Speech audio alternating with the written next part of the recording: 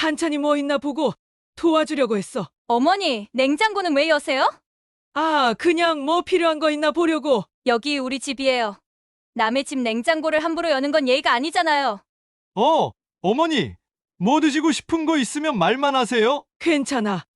그냥 내가 신경 썼다 생각해. 미안하구나. 네, 어머니 쉬고 계세요. 저희가 알아서 할게요. 어머니, 저녁 드시고 가시죠? 아니야. 나도 이제 슬슬 가봐야겠다. 다들 바빠 보이네. 다음부터는 미리 말씀하시고 도와주세요, 어머니. 안녕하세요. 사연 나팔수를 찾아주셔서 너무 감사드립니다. 오늘은 어머니가 아들 집에 가서 냉장고 문 한번 열었다가 며느리에게 혼나고 돌아온 후 며느리가 눈물이 펑펑 쏟아지게 만든 사연을 전해드립니다. 사연을 전하기 전에 아시죠? 구독과 알림, 좋아요 꼭 눌러주시는 거 잊지 마세요. 그러면 다음에 더 재미있고 유익한 영상으로 만날 수 있답니다. 그럼 사연을 시작하겠습니다. 햇살이 부드럽게 비추던 어느 날 아침, 65세의 김선옥 씨는 한 손에 작은 선물 꾸러미를 들고 천천히 걸어가고 있었습니다. 이 길은 그녀가 수십 년을 살아온 곳이었고, 오랜 시간 정든 이웃들과 추억이 깃든 곳이었습니다. 젊은 시절, 선옥 씨는 작은 식당을 운영하며 오직 아들을 위해 살았습니다. 남편을 일찍 떠나보낸 후 혼자서 아들을 키우는 일은 쉽지 않았지만 그녀는 단 한순간도 포기하지 않았습니다. 새벽부터 밤늦게까지 손에서 국자와 행주를 놓지 않았고 손님들에게 따뜻한 밥을 내어주며 생계를 이어갔습니다. 아들은 그런 어머니의 희생 덕분에 좋은 대학을 나와 대기업에 취직했고 경제적으로도 안정적인 삶을 살고 있었습니다. 선옥 씨는 그런 아들이 대견하고 자랑스러웠습니다. 그러나 언제부턴가 아들과의 거리는 점점 멀어졌습니다. 처음에는 바쁘다는 이유로 전화가 뜸해지더니 나중에는 명절이나 특별한 날에만 연락이 왔습니다. 그래도 선옥 씨는 아들이 바쁘다는 걸 이해했고 그저 그의 삶이 평탄하기만을 바랄 뿐이었습니다. 그러던 어느 날 아들에게서 전화가 걸려왔습니다. 어머니, 이번 설에는 저희 집에서 같이 보내요. 오랜만에 아들과 함께 시간을 보낼 수 있다는 생각에 선옥 씨는 가슴이 두근거렸습니다. 직접 장을 보고 손주들에게 줄 선물도 준비하며 설렘 가득한 마음으로 아들 집을 찾아갔습니다. 그러나 그녀는 그곳에서 예상치 못한 차가운 대우를 받게 될 줄은 꿈에도 몰랐습니다. 현관문이 열리자 아들의 무표정한 얼굴과 며느리의 시큰둥한 눈빛이 먼저 들어왔습니다. 어머니 오셨어요? 며느리는 가볍게 인사했지만 반갑다는 느낌은 들지 않았습니다. 손주들도 예의상 인사를 했지만 예전처럼 활짝 웃으며 달려오지는 않았습니다. 선옥 씨는 애써 미소를 지으며 신발을 벗었습니다. 내가 너무 오랜만에 와서 그런가? 그녀는 스스로를 위로하며 거실을 둘러보았습니다. 집은 넓고 깔끔했지만 어딘가 모르게 낯선 느낌이 들었습니다. 그녀가 살던 작은 주택과는 전혀 다른 분위기였습니다. 식사 준비가 한창이었고 선옥 씨는 며느리를 도와주려는 마음으로 주방으로 갔습니다. 그녀는 주방 한쪽에 있는 냉장고를 슬쩍 열어보았습니다. 어떤 재료가 있는지 확인해 조금이라도 도움이 되고 싶었습니다. 그 순간 뒤에서 날카로운 목소리가 들려왔습니다. 어머니, 냉장고는 왜 여세요? 순간 정적이 흘렀습니다. 며느리는 차가운 눈빛으로 냉장고 문을 닫으며 말을 이었습니다. 여기 우리 집이에요. 남의 집 냉장고를 함부로 여는 건 예의가 아니잖아요. 순간 머리가 띵해졌습니다. 남의 집. 여기가 정말 내게 남의 집이 된 걸까? 억울함과 서운함이 밀려왔지만 기분 나쁜 티를 내고 싶지 않았습니다. 아, 미안하다. 그냥 뭐가 있나 보고 도와주려고 했지. 애써 태어난 척 웃으며 냉장고 문을 닫았습니다. 그러나 그녀의 마음은 이미 한없이 무거워지고 있었습니다. 식탁에서의 분위기도 어색했습니다. 아들과 며느리는 대화 중에도 스마트폰을 확인하기 바빴고 손주들도 TV에만 집중했습니다. 선옥 씨는 입맛이 뚝 떨어졌지만 아무렇지 않은 척 밥을 떠먹었습니다. 그녀는 식사 내내 침묵을 지켰습니다. 내가 너무 예민한 걸까?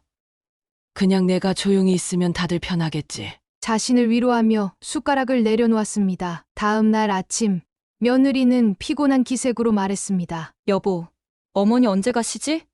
나 오늘 할 일도 많고 좀 피곤해서.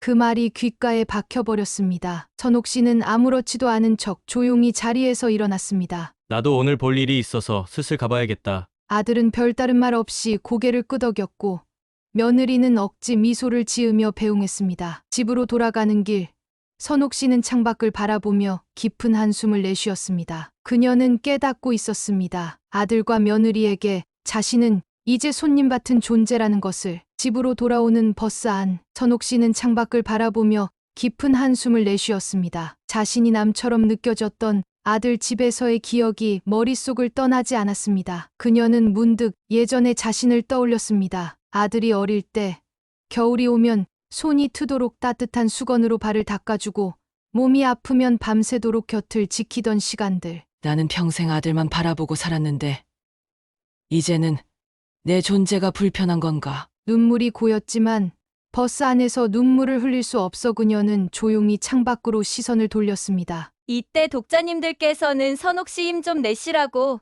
구독 버튼 한번 힘차게 꾹 눌러주세요. 감사합니다.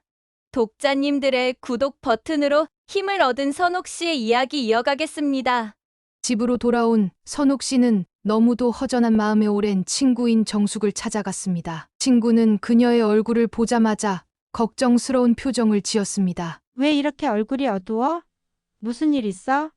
처음에는 아무렇지 않은 척했지만 친구의 다정한 목소리를 듣자 그녀는 결국 참았던 서러움을 쏟아냈습니다. 내가 냉장고를 열어봤다고. 남의 집 냉장고를 함부로 열지 말라더라. 그동안 내가 그 애한테 얼마나 모든 걸 바쳤는데 이제는 내가 남인가 봐.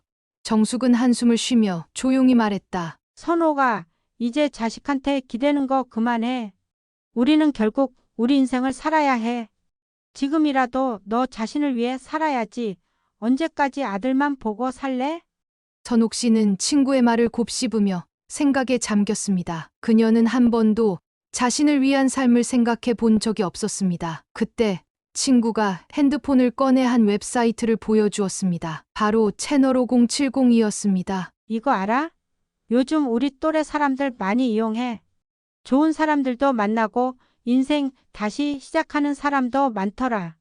선옥 씨는 처음에는 망설였습니다. 하지만 이대로 지내다가는 마음이 더 무너질 것 같았습니다. 며칠 후 그녀는 용기를 내어 채널 5070에 전화하였습니다. 관리자가 편안한 말투와 쉽게 이야기를 진행해주는 덕택에 불안한 마음은 사라지고 편안히 통화를 하였습니다. 그리고 며칠 후 채널 5070을 통해 한 남성을 소개받았습니다. 그 남자는 따뜻한 성품을 가진 65세 동갑내기로 과거의 사업을 하다 은퇴하고 조용한 삶을 살고 있었습니다. 처음에는 어색했지만 이야기를 나누면서 금세 편안해졌습니다. 몇 번을 만나고 선옥 씨는 그만 그에게 쑥 빠져버렸습니다. 그리고 자신이 아들 집에 갔다가 치욕을 당했다면서 이야기를 하였습니다. 그러자 그는 선옥 씨의 사연을 듣고 조용히 말했습니다. 제가 어디선가 들은 이야기가 있어요. 참 재미있는 이야기입니다.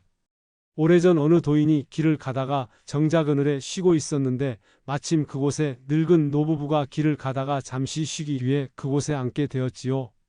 그러면서 서로 주거니 받기니 자연스럽게 이야기를 시작하게 되었는데 노부부는 저 산 너머에 있는 절을 찾아간다고 하였습니다. 그 이유는 며느리가 하도 못되게 굴어서 부처님에게 며느리를 착하게 만들어 달라고 빌려고 간다고 이야기하였습니다. 그 이야기를 들은 도인이 노부부에게 묻기를 혹시 며느리가 특별히 좋아하는 것이 있느냐고 물었습니다.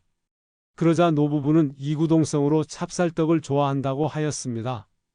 그러자 도인은 다시 또 물었습니다. 절에 부처님에게 복을 빌려고 가는데 빈손으로 가지는 않을 것인데 얼마를 시주하려고 하십니까? 하고 물었어요. 그러자 노부부는 10만 원을 시주할 것이라고 말하였어요.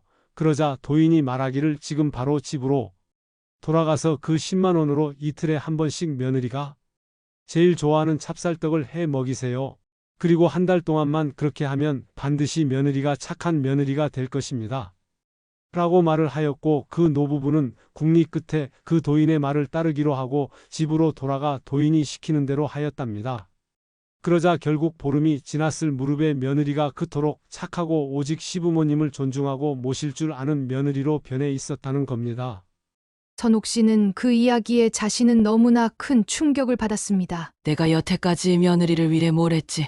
내가 과연 며느리가 뭘 좋아하는지 알고나 있나? 이렇게 반문을 하자 자신이 며느리에게 그렇게 취급을 당할 만했다는 생각이 들었습니다. 그래, 이제부터라도 며느리가 싫어하는 행동을 하기보다 며느리가 좋아하는 걸 먼저 해보는 건 어떨까? 그녀는 새로운 시각으로 가족을 바라보기 시작했습니다. 그러면서 며느리와 여태까지 지내면서 뭘 좋아했는지 꼼꼼히 생각해 보았습니다. 그러자 하나가 생각이 났습니다. 게장. 맞아. 며느리는 게장을 좋아했지. 그리고 예쁜 손수건을 보면 눈빛이 빛이 났었어. 그때 그 작은 것을 내가 왜 못 사줬지? 후회가 되었습니다. 다음 날 선옥 씨는 어시장에 가서 싱싱하고 아기 꽉 찬 꽃게를 넉넉하게 구해와 게장을 담갔습니다. 그리고 백화점 이곳저곳을 다니면서 예쁜 손수건을 찾으러 다녔습니다. 그리고 5장을 구입했습니다. 그리고 예쁘게 포장을 하였습니다. 일주일 후 선옥 씨는 살짝 익은 꽃게장을 박스에 담고 예쁜 포장지에 손수건을 포장해서 아들 집에 들렀습니다. 며느리에게 잘 먹어라고 주었더니 며느리는 의외라는 눈빛으로 선물을 받았습니다. 그리고 또 일주일이 지난 후에 또 같은 선물을 들고 며느리에게 주었습니다. 며느리는 미안한 마음으로 어머니 아직 다 먹지 못하고 있어요. 아껴 먹고 있어요.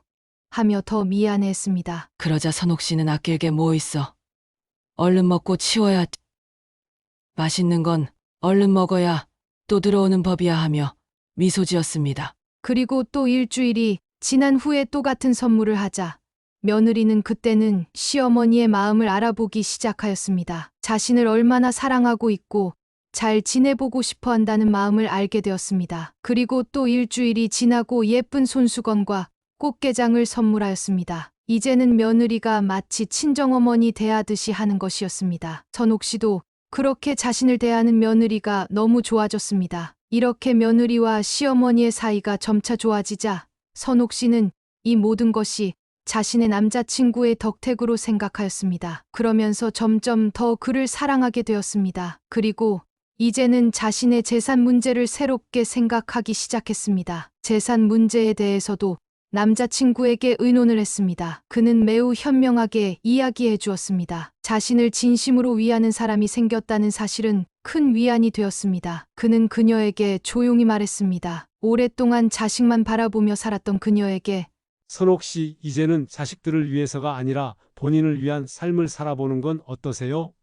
그 말이 깊이 와닿았습니다. 지금까지 그녀는 자신의 인생을 한 번도 주체적으로 살아본 적이 없었습니다. 늘 아들을 위해 희생했고 그 과정에서 자신을 잊고 살았습니다. 그녀는 결국 중대한 결정을 내렸습니다. 더 이상 아들에게 남길 필요가 없다고 판단한 재산을 정리하기로 한 것입니다. 그녀는 변호사를 찾아가 서울의 집을 매각하고 은행에 예금된 돈을 정리한 뒤 새로운 삶을 위한 준비를 시작했습니다. 그리고 오랫동안 꿈꿔왔던 곳, 남해의 작은 집을 마련했습니다. 그곳은 바다가 보이고 집 앞에는 작은 텃밭도 있었습니다. 이삿짐을 정리하며 그녀는 미소를 지었습니다. 여기라면 나도 다시 행복해질 수 있겠어. 새로운 동반자와 함께 조용하고 평온한 삶을 시작하며 그녀는 처음으로 자신을 위한 삶을 살기 시작했습니다. 그뿐만 아니라 그녀는 자신처럼 외로운 어르신들을 위해 노인들을 위한 봉사활동도 시작하게 되었습니다. 그녀는 더 이상 과거에 얽매이지 않았습니다. 자신을 위해 그리고 함께하는 사람들과 함께 새로운 행복을 찾으며 살아가고 있었습니다. 몇 개월이 지나고 아들은 어머니가 남해로 이사한 후에 어떻게 살고 지내는지 궁금하였습니다. 그러던 어느 날 저녁 식사 자리에서 어린 딸이 물었습니다. 아빠, 할머니는 왜 멀리 이사했어? 이제 우리 집에 안 와? 할머니 보고 싶어. 그 한마디가 아들의 마음을 깊이 찔렀습니다. 그제야 그는 어머니에게 제대로 연락조차 하지 않았다는 걸 깨달았습니다. 그녀가 조용히 떠났을 때 아무렇지도 않게 보냈던 자신의 행동이 후회되었습니다. 며느리도 자신의 잘못을 충분히 알고 있었습니다. 시어머니가 자신을 어떻게 생각하고 있는지 알고 있고, 그런데 자신은 어떻게 시어머니에게 행동했는지 잘못을 알고 있었지만 쉽게 시어머니에게 사과할 수 있는 용기가 없었습니다. 그리고 남편이 시어머니와 서먹해지는 걸 보며 더욱 더 죄책감을 느끼고 있었습니다. 며느리는 이번에 만나면 시간이 더 흐르기 전에 꼭 시어머니에게 용서를 구해야겠다는 마음을 먹고 있었습니다. 그리고 남편에게 말하였습니다. 여보, 우리 한번 어머니 뵈러 갈까? 아들은 그 말을 듣고 조용히 고개를 끄덕였습니다. 그렇게 온 가족이 남해로 향했습니다. 남해 바닷가 근처 작은 텃밭이 있는 집 앞에서 선옥 씨는 문득 차 한 잔을 마시며 바다를 바라보고 있었습니다. 그때 들려온 나직은 목소리. 어머니, 고개를 돌리자 아들과 며느리 그리고 손주들이 서 있었습니다. 선옥 씨는 순간 놀랐지만 이내 따뜻한 미소를 지었습니다. 손주들은 달려와 할머니를 꼭 끌어안았습니다. 며느리는 그동안 자신이 시어머니에게 잘못한 부분에 대해서 매우 뉘우치고 있었습니다. 그러자 시어머니를 만난 순간 자신의 잘못과 시어머니가 자신에게 향한 애틋한 마음이 한꺼번에 밀려왔습니다. 며느리는 눈물을 펑펑 흘리면서 어머니 제가 참 못된 며느리지요. 제가 어머니에게 너무 잘못한 게 많아요. 제가 어머니의 마음을 너무 몰랐던 것 같아요. 하면서 눈물을 흘렸습니다. 이때 선옥 씨는 며느리를 가만히 끌어안으며 아니다, 너가 있어. 나는 행복하단다. 내가 너로 인해서 행복한 것을 제대로 표현하지 못했던 것이 미안하구나. 하였습니다. 그렇게 모든 가족들이 행복의 시간이 시작되었습니다. 그리고 가족들은 며칠 동안 함께 시간을 보냈습니다. 아이들은 바닷가에서 뛰어놀았고 며느리는 직접 나무를 캐며 할머니와 함께 요리를 했습니다. 아들도 오랜만에 어머니와 차를 마시며 속 깊은 이야기를 나눴습니다. 그날 저녁 바닷가에서 가족이 함께 바라본 노을은 유난히 아름다웠습니다. 그리고 선옥 씨의 마음도 오랜만에 따뜻해졌습니다. 이제 그녀는 더 이상 과거에 얽매이지 않았습니다. 자신을 위한 삶을 살면서도 가족들과도 다시 소중한 관계를 쌓아가고 있었습니다. 그녀의 새로운 시작은 결국 가족들과 함께하는 행복한 미래로 이어지고 있었습니다. 경욱 씨는 오늘은 새로운 동반자와 함께 파도가 살짝 밀려오는 바닷가의 모래밭을 맨발로 걷고 있습니다. 오늘의 사연 어떠셨나요? 좋으셨다면 구독과 알림, 좋아요 꼭 부탁드릴게요. 다음에 더 좋은 사연으로 찾아오겠습니다. 감사합니다.